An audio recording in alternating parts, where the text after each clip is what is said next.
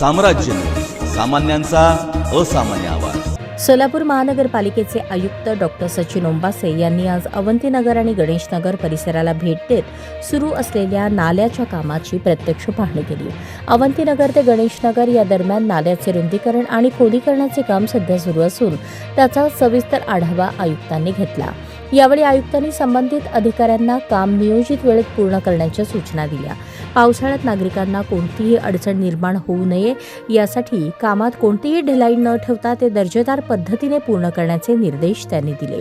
तसेच नाल्याची वहन क्षमता वाढवून परिसरात पाणी साचण्याच्या क्षमतेवर कायमस्वरूपी तोडगा काढण्याच्या दृष्टीने काम प्रभावीपणे राबवण्याचे त्यांनी सांगितले।